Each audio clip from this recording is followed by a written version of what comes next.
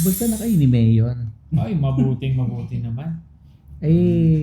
Tatanong ko nga sana pagka minsan nagtatanungan kayo ni Mayor.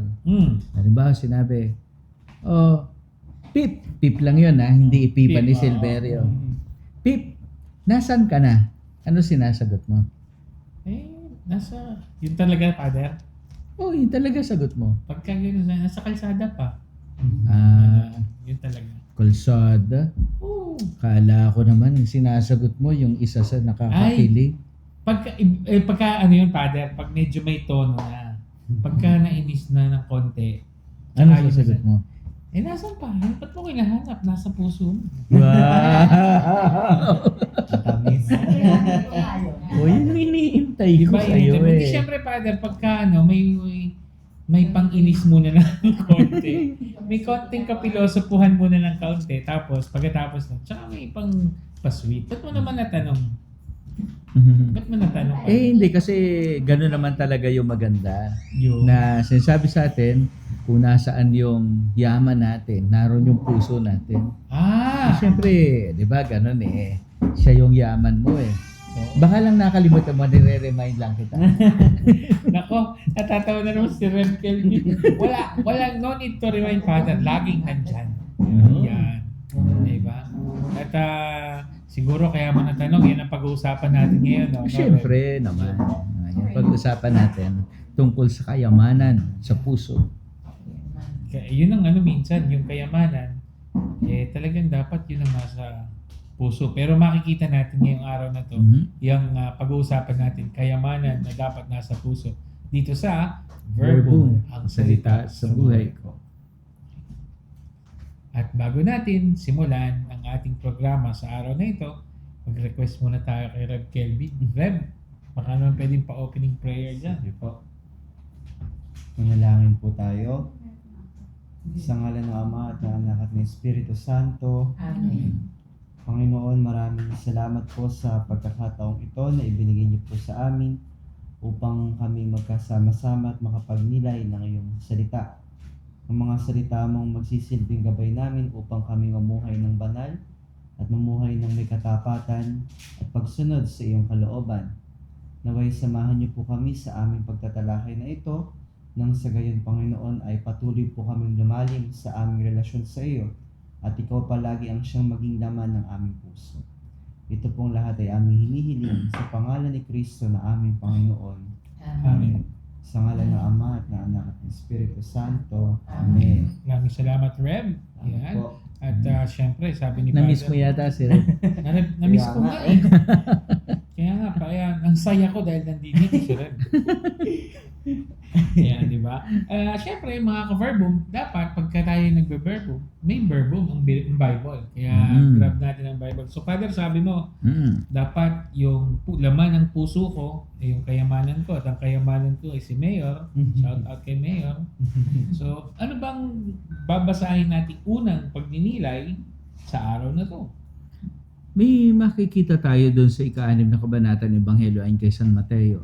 May sinasabi sa atin doon sa ika-21 talata na may kaugnayan dyan sa ating pinag-uusapan mula kanina. Sige No? na.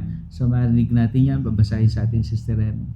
Sapagkat kung saan naroroon ang iyong kayamanan, naroroon din ang iyong puso. Di ba? Totoo naman yan Di ba? Kung tutuusin, yung puso natin, parang naiiwan kung saan yung pinagpapahalagahan natin. 'Di ba? Kahit nga doon sa ano ba yung mga pelikula minsan na sa teleserye yata 'yon. Yung sa Busan, 'di ba, yung ganon, o kaya doon sa Sorsogon, 'di ba? Mayroong mga ganon. Busan ba 'yan? Diba? Ano ba Train to yun? Busan?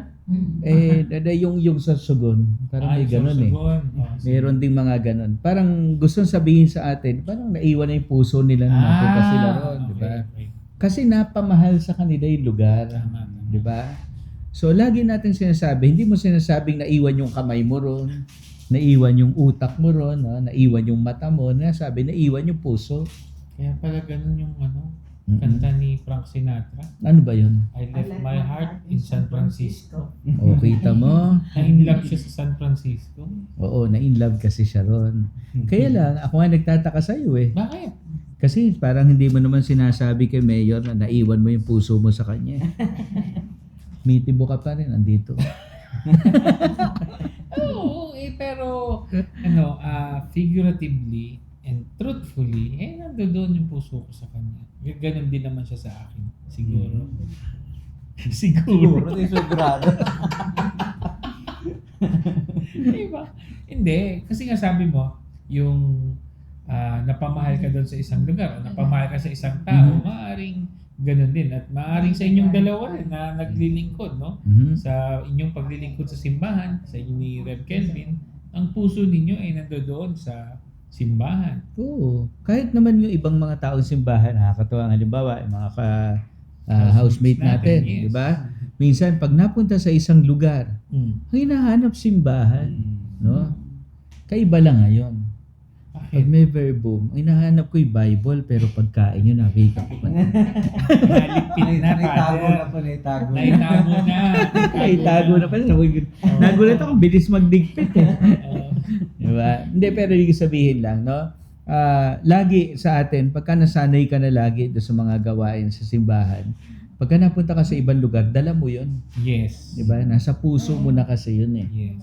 Yun na yung yaman at hindi na yun mawawala. Kumbaga, yun na yung nagiging, sabi mo nga, parang nagiging habit na nila ng mga housemates natin. Na pag napunta sa isang lugar, unang pinupuntahan, yung simbahan. Bago yung swimming pool. Simbahan. Yan. So nakita natin, sabi ni Apostol San Mateo, yan daw yun. Yung puso mo ay, kung nasa ng puso mo, nandun din yung yaman mo. Pero magbibigay daan lang tayo sa ilang paalala, magbe-break lang po muna tayo, pero pagbalik natin, mas palalalimin pa natin yung pinag-uusapan natin tungkol sa kayamanan at sa puso. Kaya magbabalik po ang Verbum, ang salita sa buhay.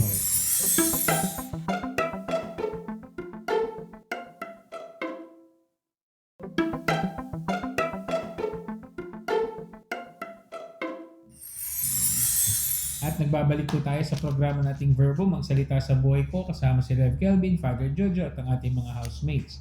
Kanina sabi natin before the break, palalalimin pa natin yung ating kwentuhan. So, saan natin sisimulan yung pagpapalalim na yan, Father? Ay nako, ayun ang sabi sa atin kanina, yun kung nasan daw yung yaman natin, naroon yung puso natin. Oo.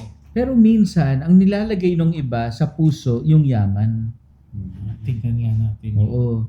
At yun yung isa sa medyo hindi kagandahan, no? Kasi ang kanila nang minamahal yung kayamanan. No? Kaya may binabanggit sa atin dito sa Ebanghelyo ay kay San Lucas naman, 12 kabanata. Babasahin po sa atin ngayon si Eday, 15 talata. At sinabi niya sa kanilang lahat, mag-ingat kayo sa lahat ng uri ng kasakiman, sapagkat ang buhay ng tao ay wala sa dami ng kanyang kayamanan. Yan. Diba? O, sinabi sa atin, wala daw sa dami ng kayamanan. Bakit ba nasabi ni Jesus yun? Kasi pag tinignan natin yung simula niya, sabi parang nagsusumbong na hindi mo maintindihan kay Jesus. Sabi niyo nga po sa kapatid ko, hatiin yung kayamanan namin, no? Siguro ay siya bigyan ng kaparte. No, tapos sabi na huli, tapos nagbigay si Jesus ang halimbawa. No, una, sinabi niya yan, mag-ingat kayo, baka yung yaman masyado nyo nang tinututukan. Tapos nagbigay siya ng talinghaga. Sabi niya, yung isang mayaman, umani ng marami, nagpatayo ng malaking kamalig kasi hindi nakasya doon sa dati. Bandang huli, kinagabihan naman, namatay siya. Ano nga yung saysay ng kayamanan niya? Diba? Parang gusto sabihin sa atin, tama ba yung tinuturing mong kayamanan ng puso? Ikalawa, kung tama man yan, madadalong ba yan kahit saan pumunta? Pagkausapang patay na may dinadala, yung Tita Remy tanongin mo. Oo nga naman, syempre. Sinabi sa atin, kinagabihan daw namatay. Kailangan kagad serbisyo nun. Tsaka Father, wala namang Tsaka ano yun, nagsasama ng hindi malaki package nito, mayaman. Hindi mo naman madadala doon sa hukay yun. Kaya dali mo na ngayon, gamitin mo na ngayon. Oo. Tsaka yung mga damit nyo, pag gagamitin nyo, yung isusuot sa inyo, biyak palikod eh. O, di ba? Hindi, ibig mo lang natin sabihin, yung ating mga ginagamit, yung tinatawag nating yaman dito sa ano, dapat ginagamit natin ng tama. Gamitin mo sa pagtulong sa kapwa. Di ba? Hindi mo na mabibit-bit yan eh. Yung iba, siguro iniisip ganun.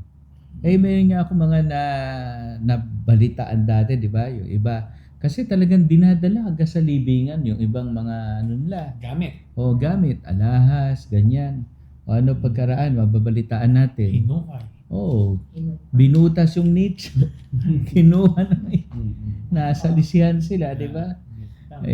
Matindi, ganyan kahirap ang buhay. Yun nga po, Father, kaya siguro nga yung iba, hanggang hukay, hinuhukay sila ulit. Kasi lalo yung mga nililibing ng mga may makikinang nakasama doon. Oo. Di ba? Mahirap naman yun. In the end, ikaw din na namatay ka na, ikaw pa yung parang na double dead din siguro tawag doon kasi double buried eh. Kasi ililibing ka ulit dahil hinukay ka ulit. Diba? Tatanggalin ka, babalik ka. Ako tingnan natin. At yan reminder sa atin. Tama yung ang laman ng ating puso ay yung kayamanan natin. Pero dapat wag namang yung kayamanan ang maghahari na sa puso natin. So sige, tingnan pa natin, Father, para mas lalo nating maunawaan dito. May binanggit ka kanina. Sabi mo, sana ginagamit din yun sa pagkakawang gawa. Yan. May binibigay sa ating halimbawa rito ngayon, yung isang tauhan sa Biblia na baka mamaya, yung iba nga ay katukayo nito, no? Tingnan nyo, napakaganda ng kanyang halimbawa. Nasabi sa atin dito sa ika-4 na kabanata, sa gawa ng mga apostol. Babasahin po sa atin 36, 37 talata ni Sister Jo. Ganoon ang ginawa ni Jose, isang Levitang taga Cyprus, na tinawag ng mga apostol na Bernabe, nang ibig sabihin, anak ng pagpapalakas loob. Pinagbili niya ang kanyang bukid at pinagkatiwala sa mga apostol ang pinagbilihan. Isipin mo nga yan. So ito yung isa sa mga halimbawa nung yung sinasabi mong pinangkawang gawa niya. Yes. Kung ano man yung naroon sa kanya. No? Isipin mo nga, ito'y pinagbili yung kanyang bukid. No? Tapos binigay na sa apostol. Bahala na kayo. Kung anong gagawin niyo dyan sa napagbilhan. Kasi nga, Father, yun yung mga yun yung isa sa mga paraan na kung paano natin magagamit ng wasto yung yaman na ipinagkaloob sa atin. Kasi yung mga yaman na yan, tulad din ng buhay natin, pagka binawi sa atin ni Lord yan, wala na, wala na rin. Wala nang magiging silbi yung kayamanan, yung buhay natin, no? Pag binawi yan. Kaya dapat yung gamit sa kayamanan at ginagawa natin sa ating buhay, makabuluhan, para hindi naman masayang. Kaya nga yung isa sa maganda doon sa pangalan ni Bernabe, no? Ibig sabihin daw, anak ng pagpapalakas loob, no? Nag-e-encourage, no? So parang kulang na sabihin niya, okay, matakot na gano'n ang gawin ninyo, di mauubos yan. Kita mo ako, mas masaya ako. Di ba? At saka, Father, yung mga walang ganong yaman, konti iniintindi nun.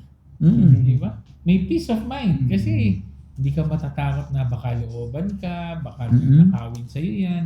May peace of mind ka. Minsan nga, di ba, nagiging biruan na lang na, ay, mga mayayaman na yan. Kahit matagaganda bahay niyan, walang peace of mind. Kasi nga, kung ano-ano tumatakbo sa isip nila tungkol doon sa mga yaman nila. Pero tayo, yung iba, ay iniisip kung paano bibili ng pagkain kinabukasan. Yung iba iniisip naman paano kung makakakain pa sila bukas. Kasi baka wala na sila. Baka wala na. Kaya nga, hindi naman tayo dapat matakot. At ang Diyos naman ay laging handa, no, sa pagbibigay ng biyaya sa atin sa araw-araw. Sabi nga, di ba, sa Ebanghelyo rin, sabi, Kung yung ibon nga, hindi pinababayaan ni Lord tayo pa. Kaya yung mga biyaya na yan na dumadaan sa ating palad ay sa ating kamay, sa ating pamilya, sa ating buhay, ibahagi natin sa iba. Gamitin natin para maging biyaya din tayo sa iba. Okay. So at least dapat alam mo na kung yung laman ng puso mo. Ngayon, maganda. Yung kayang enlargement of the heart pagka gano'n. Iba ka tayo. Ano kaya nadadagdag doon sa laman ng puso? No? Mas malaking puso na rin, enlargement nga. Di mas malaki kaya na nga. tutulong nun. Tingnan natin. Tawagan natin si Doc habang tayo naka-break. Saka natin i-share kung matatawagan natin si Doc. Anyway, bibigyan lang po tayo ulit sa ilang paalala. Magbabalik pa po ang Verbo, ang salita sa buhay.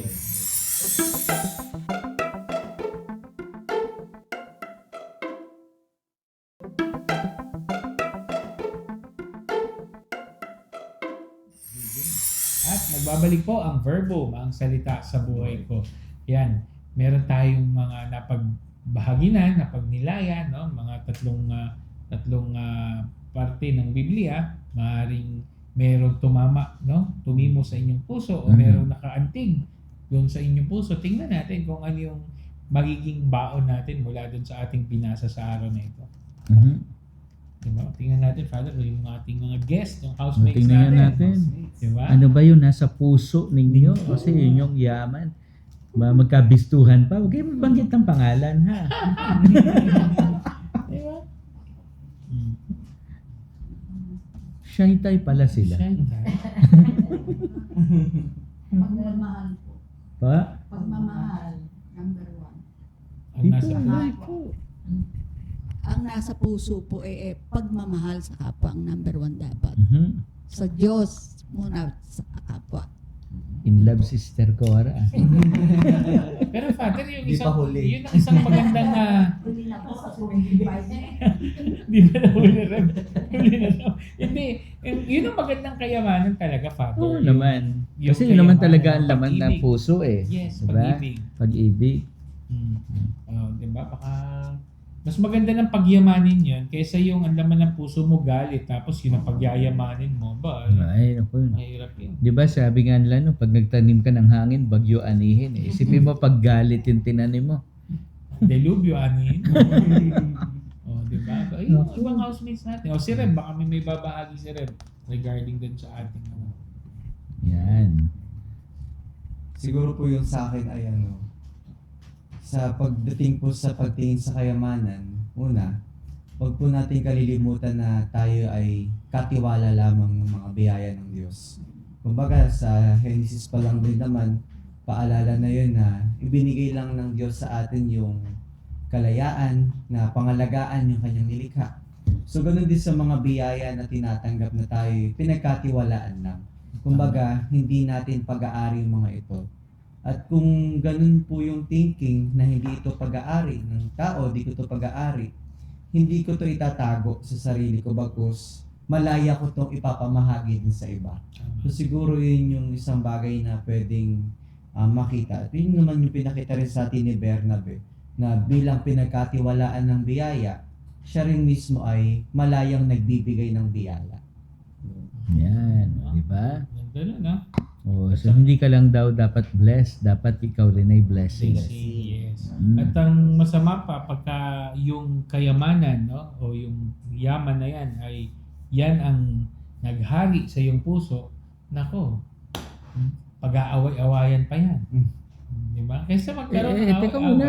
Sabi mo, ang yaman mo si Mayor eh. Pag-aaway-awayan Ibang pa siya. klase naman yun. Pagka kinuha ng iba si Mayor, away talaga yun. Aawayan mo talaga yun.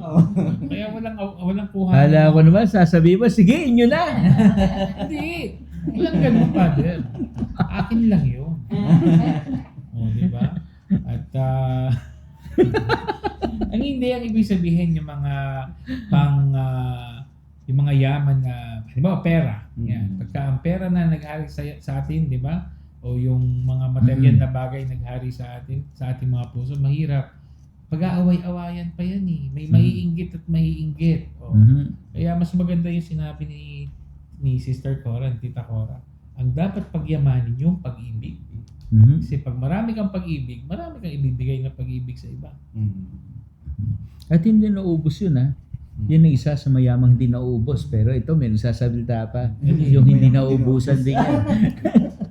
Kaya, pakinggan Hindi. natin si Gusto Tita ko lang Remy. yan no, na yung kayamanan, lalo na sa material, pansamantala lang. Yes.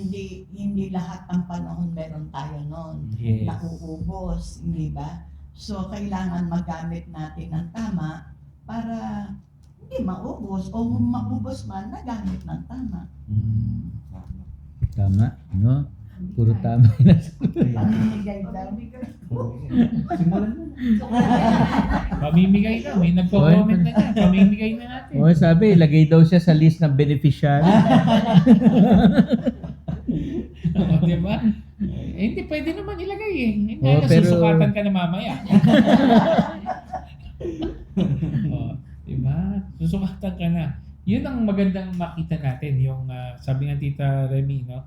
Yung yaman na yan, temporary lang yan. Kaya, yung temporary, hindi yun pinangahawakan ng matagal. Yan ay ginagamit dapat ng tama.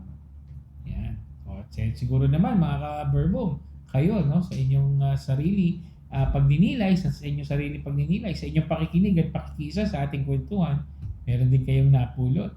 Ako naman, take away ko dyan, Father. Mhm. Mas maganda ng marami kang pag-ibig na naibabahagi sa iyong puso kesa naman puro galit lang ang Kaya yaman na pinagyayaman mo sa iyong puso. Akala ko sasabihin mo sa akin eh, Ano dahil yun? marami kang pag-ibig, marami binabahaginan mo eh. Mayor, hello. Oh, talaga. So, nag-iisa lang si Mayor sa ganung klaseng pag-ibig. Mhm. No? Ibig sabihin, yung pagmamalasakit natin sa iba, di ba? Ano pwede mong ibahagi o i-share yung biyayang natatanggap mo. Sabi mo nga, kung ikaw na-bless, dapat maging blessing ka din sa iba. Mhm. O, yun ang paggamit ng tama sa yaman. O, Yes. di ba? O, siguro naman, Father, Mhm. yung ating may napulot na, baka naman ikaw, meron ka pa bang huling sasabihin bago natin tapusin yung program natin today? Sa akin, yung mga napakahalaga po nung sinabi sa atin, kung nasan yung yaman natin, naroon talaga yung puso natin. Kasi kahit nasaan tayo pumunta, ano man yung ating ginagawa, lagi nandun dala-dala natin. No? Kaya yung isang magulang, halimbawa, masigla siyang gumagawa kasi iniisip Yes. niya, yun yung pangpasaya doon sa kanyang anak. Kasi pag uwi niya, meron siyang maibibigay na makapagpapasaya. No? Yung isang tao na mahal niya isang bagay, no, hindi niya yung basta bibitawan. Yes. Diba? Kaya talagang ganun kahalaga sa atin. Sinabi sa atin yung puso, diyan yung nagmamahal, pero nariyan din yung buhay natin. Hindi natin bibitawan yung isang yaman natin kasi katumbas nun buhay natin. No, pag nawala yon, wala rin yung puso natin, wala yung buhay natin. Tama. Diba? Kaya nga ako, sabi ko kay Mayor, Mhm. iingat ka. Pagka ikaw nawala, mawawala na rin kami mag-ama. Uy. Kaya dapat umuwi na tayo para makauwi na ako kay Mayor. O, di ba? Anyway, sabi nga nung ating nasa likod dyan, ng ating time na. Kaya uuwi ako agad sa aking yaman. Wow. Father, baka pwedeng makahingi ng final blessing. Sa ngalan ng Ama at ng Anak ng Espiritu Santo. Maraming pagmahal, maraming salamat sa pagbibigay sa amin ng aming puso. Puso na marunong kumilatis na hindi lamang na mabuti at masama, kundi ng mga dapat pagpahalagahan at hindi. Maraming salamat dahil tinuturo mo sa aming puso ang mga bagay na higit na mahalaga. Hindi mga bagay na makalupa na lumilipas, kundi mga bagay na makalangit at mga magagandang ugnayan tulad ng pagmamahal na nakapagdudulot sa amin ng kasiyahang nagtatagal. Nihiling po namin na kami patuloy mong gabayan at samahan. Nawa ang aming puso ay palagiang makapagpahalaga doon sa mga kayamanang makalangit. Tinataas namin ang lahat ng ito sa pamamagitan ni Hesus Kristo, kasama ng Espiritu Santo magpasawalang hanggan. Amen. Sumainyo ang Panginoon. Pagpalain kayo na ating mapagmahal at puting Diyos, Ama at Anak at Espiritu Santo. Amen. Ayan, maraming salamat, Father Jojo, Rev Kelvin, sa ating housemates, Thank you po. at sa mga nakasama natin sa kanikilang tahanan. Thank you po. Magkita-kita po tayo muli next week dito sa Verbum, ang salita sa buhay ko.